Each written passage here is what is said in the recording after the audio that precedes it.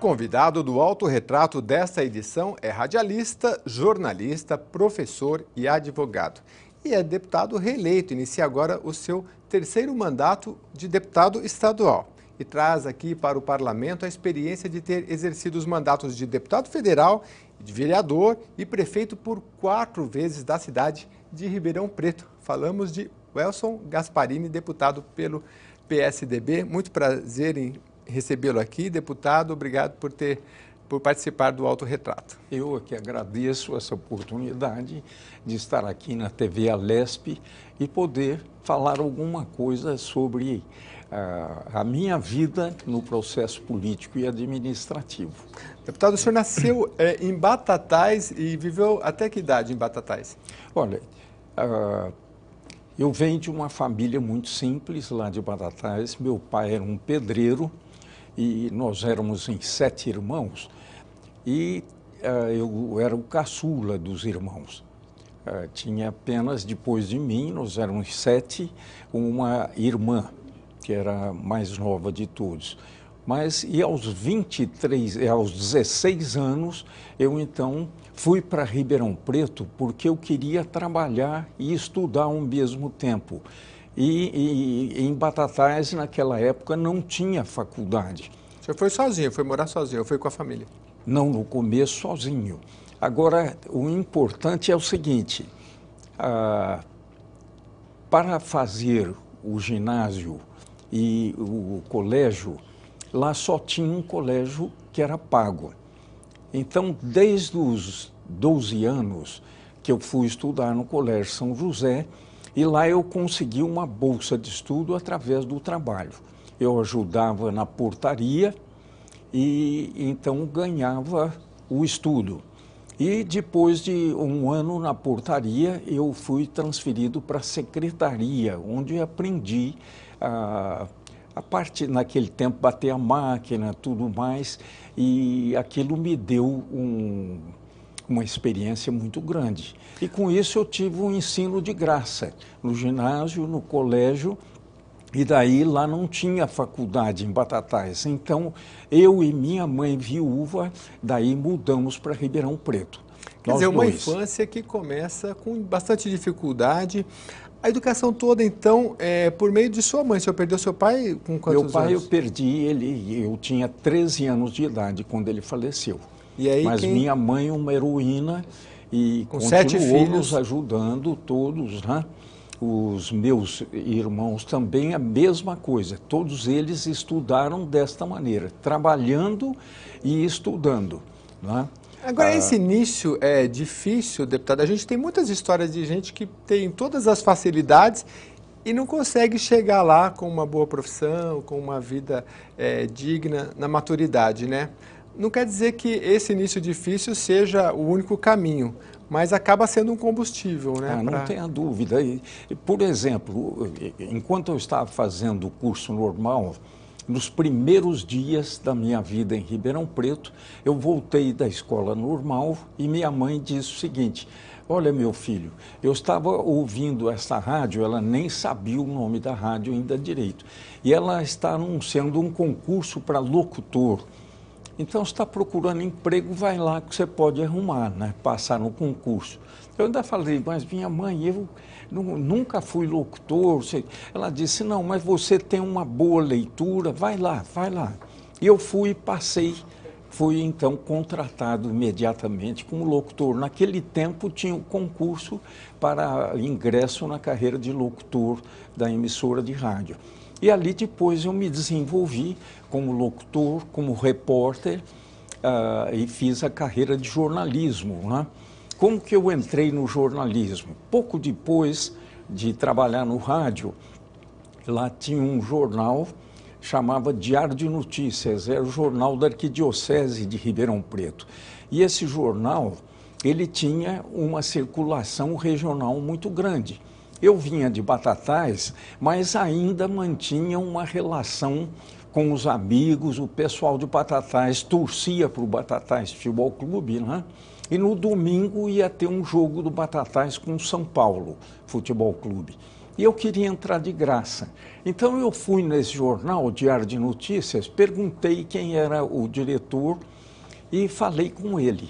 Falei, olha, eu estou indo em Batatais para assistir o jogo do Batatais São Paulo. Se vocês quiserem, eu trago os dados, quem marcou os gols, qual foi o juiz, afinal eu trago as informações. Estava iniciando o trabalho jornalístico quase que sem saber. O diretor falou, não, nos interessa sim, porque tinha muita gente de Batatais que assinava o jornal, né? Então eu fui, mas eu pedi que ele me desse uma carta dizendo que eu era repórter do jornal. E naquele tempo não tinha esse problema da lei trabalhista, tudo mais. Foi fácil, ele me deu a carta e eu fui como repórter do jornal, né? Então eu entrei de graça, mas dali a pouco o alto-falante anuncia: estamos recebendo a visita do governador de São Paulo, Jânio Quadros, e ele veio trazer um abraço a todos os batataenses. E eu pensei aí que vinha a vocação realmente de jornalista, de repórter, né? Falei, eu vou lá pegar uma mensagem do governador para Ribeirão Preto. Olha que interessante. E eu fui indo com aquela carta de repórter, eu fui entrando e cheguei na cabine onde ele estava, no lugar de honra lá.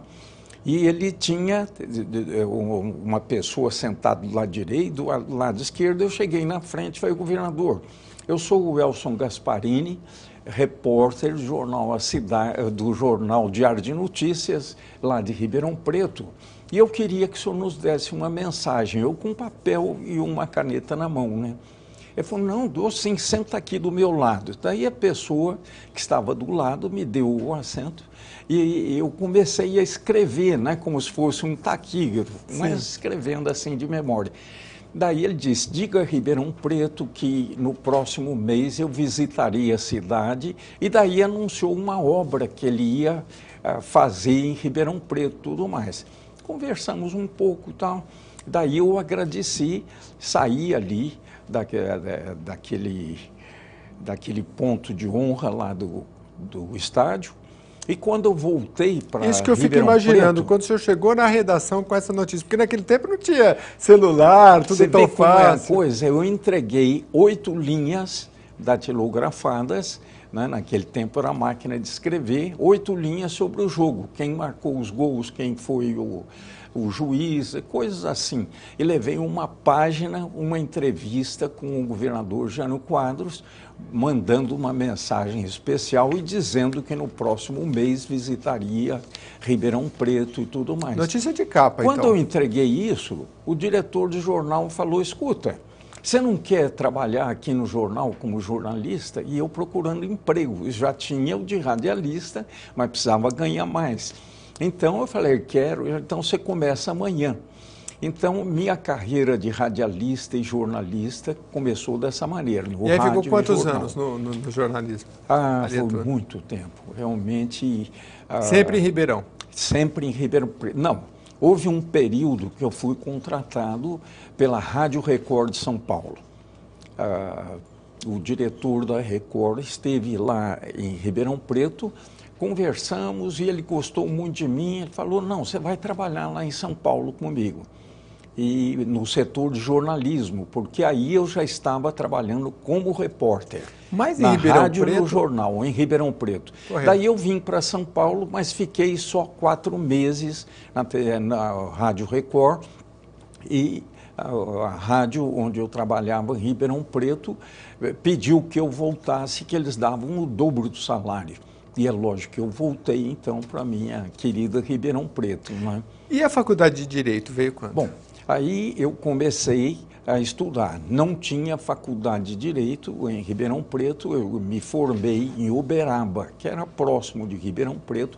Lá eu me formei na faculdade de Direito e ali eu continuei assim a minha carreira, mas comecei a entrar na política. Por que eu entrei na política? Primeiro, eu tinha uma admiração muito grande pelo Franco Montoro. Ele era o meu padrinho político e tudo mais.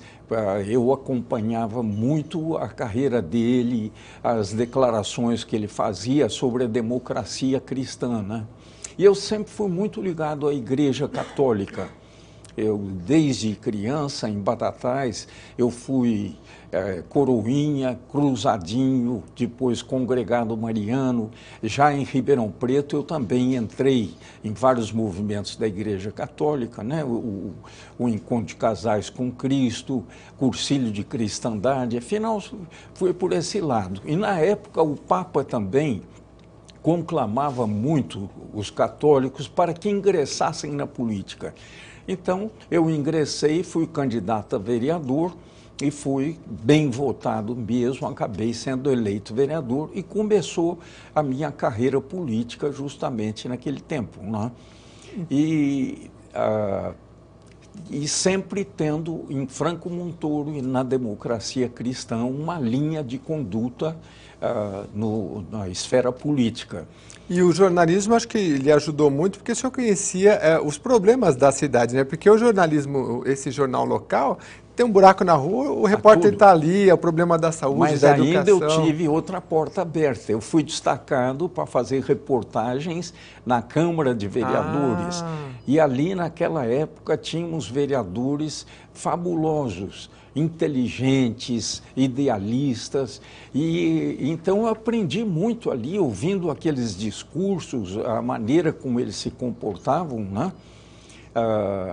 Tanto é que logo em seguida eu fui candidato a vereador. O senhor foi vereador em 1959, né? Eleito em 58. Foi. E lá se vão mais de 50 anos. O que mudou? O senhor fala desse idealismo, o que mudou daquela época, 55 anos atrás, para hoje? Bom, logo em seguida, eu fui 4 anos vereador e depois eu disputei como deputado estadual. Certo. Não deu certo, mas tive uma votação muito bonita em Ribeirão Preto. Foi um dos mais votados. Mas por problemas de legenda, eu não me elegi deputado estadual. Logo em seguida veio a eleição para prefeito. E o meu nome surgiu naturalmente como candidato a prefeito. Então, saí candidato a prefeito e fui eleito. Foi o prefeito mais novo do Brasil, de cidade com mais de 300 mil habitantes. Você tinha quantos anos na época? Eu tinha 23 anos. 23 anos. Ali começou, então, a nível do executivo, a minha carreira política, né? Tinha uma cidade, Ribeirão Preto, já mesmo naquela época, quase uma metrópole, uma cidade, uma das maiores do Brasil. Tinha mais de 300 mil habitantes, 350 mil. E como é que foi gerir essa cidade com 23 anos? Pensar isso hoje já é complicado, pensar isso há 55 anos. O senhor teve o apoio ali, como é que... Olha, eu tinha um ideal muito grande, e tenho ainda, graças a Deus, conservei esse ideal, né? Mas o que eu fiz? Por exemplo, eu vou lhe dar um exemplo de conduta. Eu precisava de ter uma equipe muito boa, administrativa. Sim. Então, como eu tinha feito reportagens na Câmara, eu conhecia um advogado, uma pessoa que era o presidente da Comissão de Finanças da Câmara, um homem de uma reputação fantástica, bonita, inteligente, mas não votou em mim, nem era do meu partido, né? Mas assim que eu ganhei, eu fui na casa dele. E cheguei, o nome dele, doutor Adalberto Teixeira de Andrade, já falecido. Mas falei, doutor Adalberto, eu vim aqui para lhe fazer um convite. Eu gostaria que o senhor fosse meu secretário da Fazenda. Ele falou, mas eu não votei no senhor, né? Eu falei, não, mas não é em agradecimento por nada, é pelo que o senhor é. Eu preciso de uma pessoa honesta, competente, idealista, e o senhor é tudo isso. O senhor vai me fazer um favor em aceitar esse convite e vai ajudar a cidade de Ribeirão Preto. Olha, esse homem ficou tão emocionado, né? E aceitou. E foi uma beleza. Assim, outros cargos da administração, eu escolhi todos dessa maneira, pela capacidade. Eles tinham que ter, entre outras qualidades, primeiro, honestidade, serem admirados na cidade pela conduta deles. Segundo, capacidade, era muito importante isso também, porque eu era jovem, então eu precisava de assessores capazes realmente. E terceiro, o idealismo. Porque não adianta a pessoa ser honesta, ser capaz, se não tiver valores de vida, valores morais, valores éticos, né, que conduzam os seus atos. Então, eu escolhi pessoas com essas características e fui muito feliz. Tanto é que terminou o meu mandato, eu fui eleito deputado estadual. Depois de deputado estadual, voltei a ser prefeito de Ribeirão Preto pela segunda vez. Depois, fui eleito deputado federal. Depois, voltei a ser prefeito de Ribeirão Preto. E aqui é interessante, tem um aspecto da minha vida que eu gostaria de contar para você. Claro. Eu fui candidato a prefeito pela terceira vez. Vinha só vencendo nas eleições, né? De repente, eu perdi a eleição, perdi feio, terceiro lugar, com uma votação pequena, né? Aquilo me deixou realmente muito constrangido e eu pensei o seguinte, eu já fui vereador, prefeito 2 vezes, deputado estadual, deputado federal, eu vou parar com política. Eu era advogado, já fui formado também, eu vou exercer minhas profissões, né? E realmente parei, discuti o assunto na minha família e parei. E fui exercer minhas profissões. E foi um período em que também, graças a Deus, eu tive bons resultados. Voltei a trabalhar em rádio, jornal, fui lecionar em faculdades de Ribeirão Preto, fui professor na Faculdade de Direito, Faculdade de Administração de Empresa, Faculdade de Jornalismo, Faculdade de Serviço Social, fui professor de 4 faculdades. E como advogado, eu fui contratado por uma empresa lá que assessorava 13 empresas do setor sucroenergético. Então, eu estava uma beleza, ganhando ótimos salários, em boa posição, né? E praticamente 1 ano e meio, quase 2 anos, larguei a política. Mas aqui, o que aconteceu na minha vida e que me fez voltar na política, e eu gostaria, quem é católico, que esteja me vendo e ouvindo nesse instante, você já ouviu falar num movimento da Igreja Católica que chama Encontro de Casais com Cristo. Atenda o convite, se for convidado, e faça esse encontro. É lindo. O que acontece? Marido e mulher vão para esse encontro. É um retiro espiritual de 2 dias, onde você tem as orações e tem os momentos de palestras. E um do palestrante mudou a minha vida. Ele fez uma palestra sobre os dons que Deus dá a cada um de nós. E ele dizia o seguinte, todos nós recebemos dons de Deus, mas uns nem se apercebem que têm os dons. Outros usam os dons até para o mal. E outros abandonam os dons que receberam.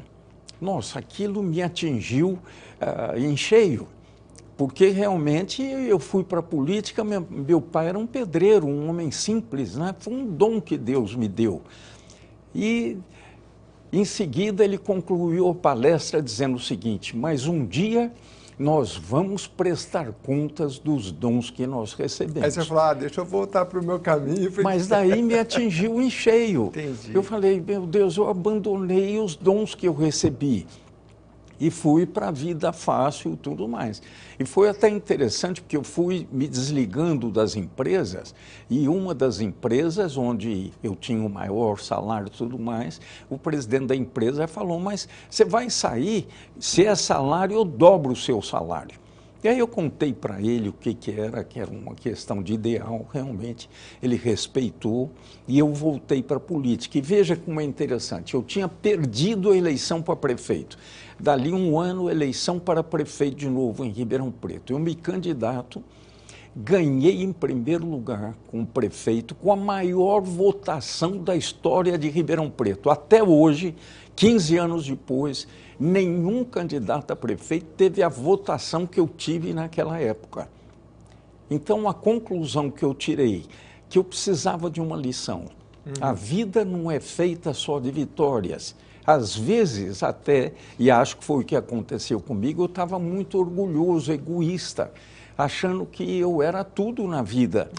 E eu precisava aprender que a vida é constituída de vitórias e, às vezes, de algumas derrotas também. E a gente só entende isso olhando para trás, né? Porque na hora, às vezes, está na frente e a gente não enxerga, né? E graças a Deus, daí voltei pela terceira vez como prefeito, voltei para deputado estadual, voltei para deputado federal, voltei de novo para Ribeirão Preto 4 vezes. E voltei para deputado estadual. Estou aqui de novo pela terceira vez como deputado estadual.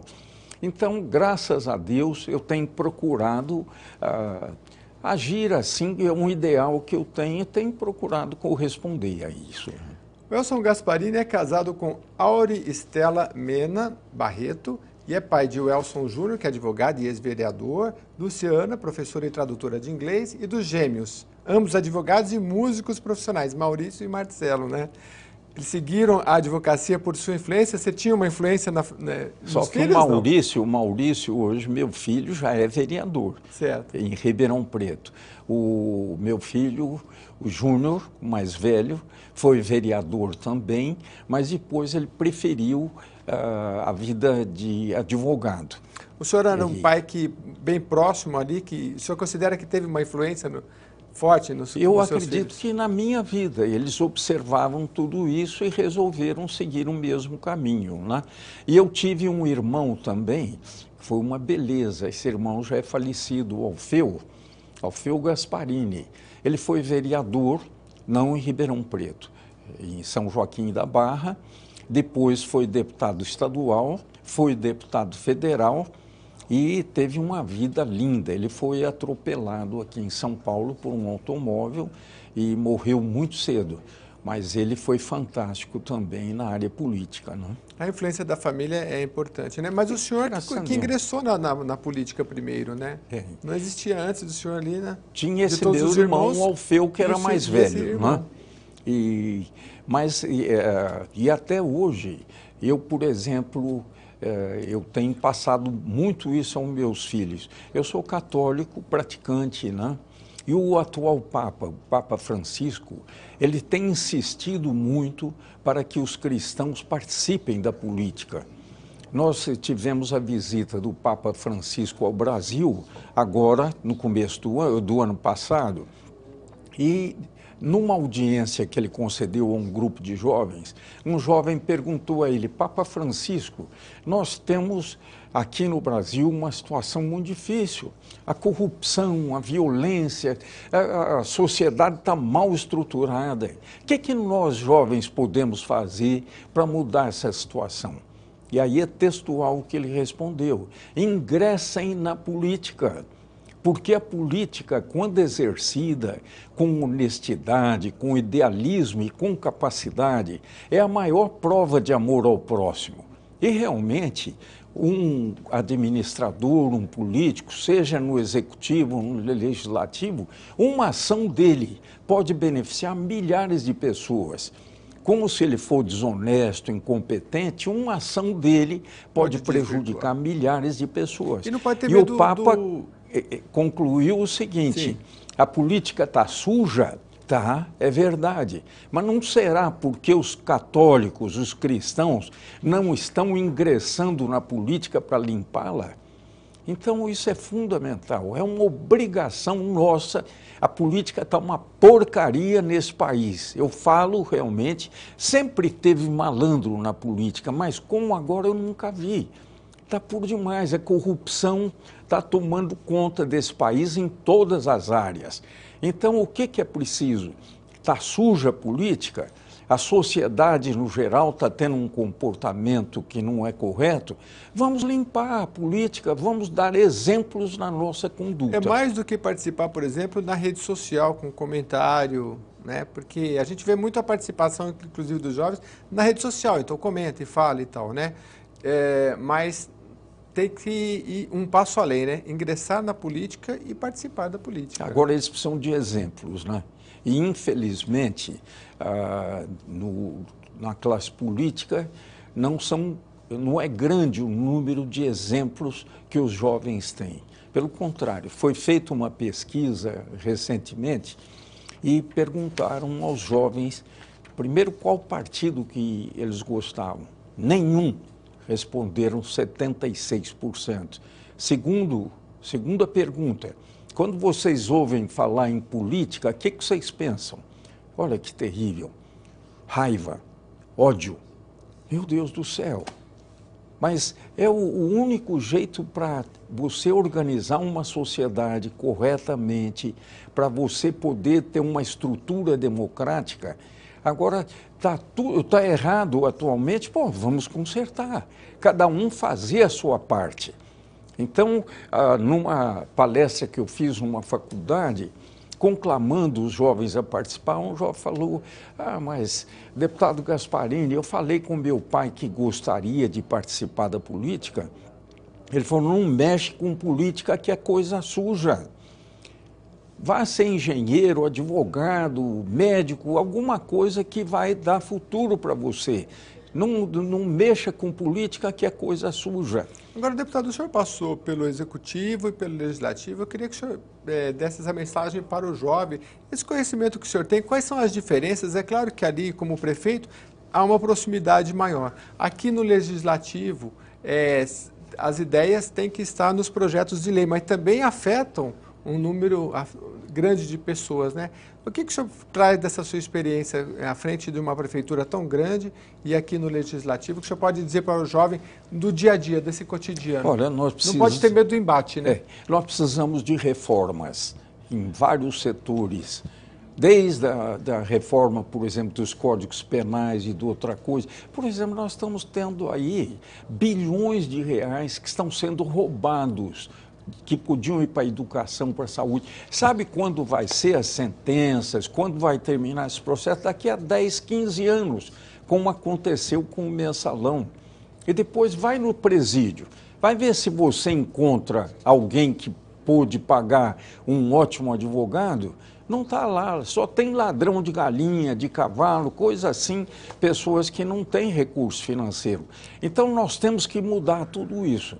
Mas às vezes a pessoa fala, mas o que adianta eu participar, ajudar se somos minoria? Não importa, faça a sua parte. É o caso agora, que tristeza, nas últimas eleições, 36% dos eleitores votaram em branco, anularam o voto ou não foram votar.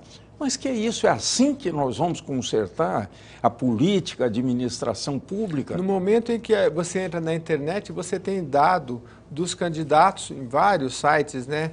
A participação dele nas comissões, a participação dele como projeto, de presença, né? Então, ou seja, dá para você tirar ali meia hora que seja, para você pensar em quem você vai votar para os próximos 4 anos. E eu defendo muito a reforma política e, entre elas, o voto distrital, que deve ser o seguinte, os candidatos a serem votados têm que ser da região, porque então o eleitor, se ele quiser saber quem é o candidato, ele pode saber onde que ele mora, como é que ele vive com a família dele. É uma pessoa decente, honesta, se já exerceu um cargo público, como foi? E depois de eleito, ele pode cobrar o candidato, porque ele sabe onde ele mora. Agora, hoje é uma tragédia. Nós temos mais de 600 cidades no estado de São Paulo, então tem um universo imenso de candidatos. Paga um cabo eleitoral que compra os votos, dá jogo de camisa, bola, chuteira e compra um time inteirinho de futebol. Então precisa conscientizar. Graças a Deus tivemos 1 milhão de pessoas agora nas ruas pedindo mudanças. Querem uma justiça maior. Então, vamos participar. Deputado, nós estamos caminhando para o final e eu queria que o senhor deixasse uma mensagem final, mas que o senhor lembrasse também, porque o senhor, acredito, seja exemplo para muitas pessoas. Quais foram as grandes conquistas da sua vida e também na área política que o senhor se orgulha e que o senhor pode olhar para trás e falar, valeu a pena? Ora, valeu a pena a constituição da minha família também, porque nunca eu descuidei disso, tenho um orgulho muito grande da minha esposa, dos meus filhos e agora já dos netos também, e quero ser um exemplo de conduta para eles. Eu acho que isso é importante e vou lutar muito na sequência da política, pelo fortalecimento das famílias. Aí que está o segredo de um país bem ordenado. O que é um país, senão a soma das famílias? Se as famílias forem bem organizadas, nós vamos ter um bom país. Agradeço muito a presença do deputado Elson Gasparini, do PSDB, e nós voltamos na próxima edição com mais um programa para você. Até lá!